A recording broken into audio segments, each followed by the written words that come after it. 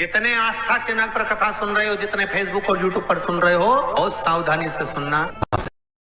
एक बात बहुत ध्यान लगाकर सुनिएगा। एक बेलपत्री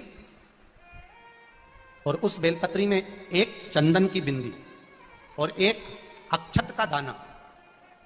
मात्र रखकर भी अगर शिवालय पर चढ़ा दी जाती है, एक बेलपत्री, एक चंदन का बिंदी, और चंदन फिर निवेदन करेंगे आज के जमाने में तुम लोग सब घिसा घिसाया पड़ा पड़ाया डब्बी का सामान ले लेकर, वो नहीं, चंदन की मुठ्ठियां रखो, थोड़ा सा भी घिसो, जरा सा भी घिसो, उसकी एक बिंदी और एक चावल का दाना जब हम भगवान देवादिदेव महादेव को समर्पित करते हैं, अपनी कामना कर कर समर्पित करते हैं, तो निश्चितता है कि आपने व्रत करा ना करा, आपने उद्यापन करा ना करा, आपने अनुष्ठान करा ना करा, शिव महापुराण की कथा कहती है शंकर भगवान उसका फल शीघ्र प्रदान कर देते हैं, भले आपने कुछ करा ना। और एक बात और ध्यान से सुन लेना, जिसको कैंसर जैसी बीमारी हो, लीवर किडनी की बीमारी हो, डायलिसिस चल रहा हो या बीपी ज्यादा ऊंचा नीचा हो रहा हो, तो रविवार के दिन जब सूर्य नारायण भगवान को अर्घ दो, रविवार के दिन जब सूर्य नारायण भगवान को अर्घ दो, और रविवार के दिन जब सूर्य नारायण भगवान को अर्घ दोगे तो उसी तांबे के लोटे को धोना मत, रख देना, और उसी तांबे के लोटे को रविवार को सूर्य को अर्घ देकर वही तांबे के लोटे में फिर पानी भर लेना, और सोमवार के दिन उसी तांबे के लोटे से शंकर जी को जाकर जल चढ़ा देना, और उस पानी को लाकर थोड़ा सा आचमन कर लेना, बीपी और शुगर लेवल में आना प्रारंभ हो जाएगा। 2-4 हफ्ते कर देखो। सूर्य नारायण भगवान को रविवार के दिन पूजा जाता है, वैसे तो नियम से रोज जल चढ़ना चाहिए, पर अगर बीपी शुगर वाले हैं, आप रोज जल चढ़ा रहे हो तो रविवार सोमवार का ध्यान कर लेना, रविवार को चढ़ाए तो सोमवार को शिव जी को चढ़ाए, उसी तांबे के लोटे से, उसी पात्र से, अब भजो उसको। अभी तो लोगों को यही नहीं मालूम था कि सूर्य नारायण भगवान को जल चढ़ाते हैं तो वो जल का जो पानी निकलता है, सूर्य की किरण पड़ती है तो शरीर के रोग ठीक कर देती है। अब लोगों को जरा पानी चढ़ाना चालू तो करने दो, हॉस्पिटल में कोई बीपी और शुगर वाला नहीं जाएगा, सब घर में ठीक हो जाएगा। करो तो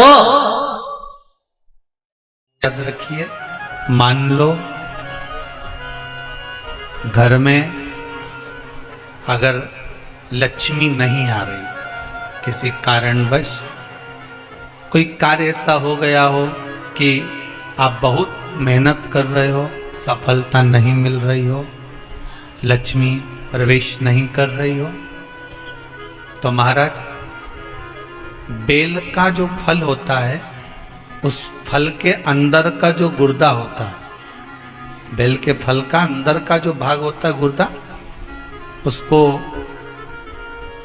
लेकर घर पर आओ और सुखा लो। सुखाने के बाद उसको जलाओ, जलाकर उसकी भस्म तैयार करो। उस भस्म को अच्छा बढ़िया पीस लो, पीस कर कपड़े से छान लो महाराज। उसको छान कर जब आप शंकर भगवान का पूजन करने के लिए शिव मंदिर में जाएं महाराज, किसी भी 5 प्रदोष या 5 सोमवार या सोमवार की अष्टमी पड़ जाए उस दिन, थोड़ी सी भस्म लेकर जब जाएं घर से, उसमें से थोड़ी सी भस्म बेलपत्री के पेड़ के नीचे श्री कुंदकेश्वर महादेव का नाम लेकर चढ़ा दें। क्या नाम लेना है? कुंदकेश्वर। उसी में से थोड़ी सी भस्म जो बेलपत्री के वृक्ष के नीचे आपने चढ़ाई या बेलपत्री के वृक्ष की जड़ में चढ़ाई, उसको लेकर आओ और वही वृक्ष माता पार्वती का नाम लेकर भगवान शंकर के ऊपर चढ़ा दो और अपनी मनोकामना कर कर 1 लोटा पानी शिव पर समर्पित कर दो। चुटकी भर बस,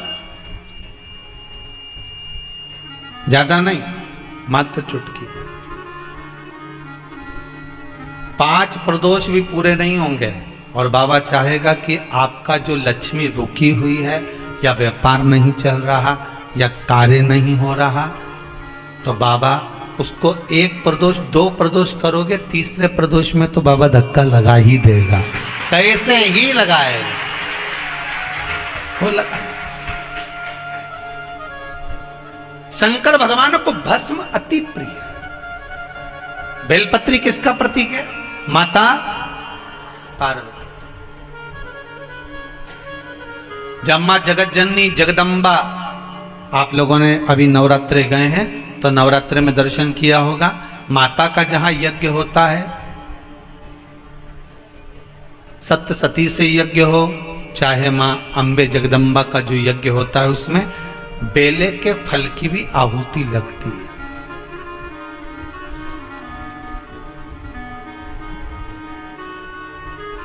उस भस्म की बड़ी प्रबलता, बेल का जो गुर्दा होता है, उस गुर्दे की जो भस्म तैयार करी जाती है, उसका बड़ा महत्व है, बड़ा महत्व। घी को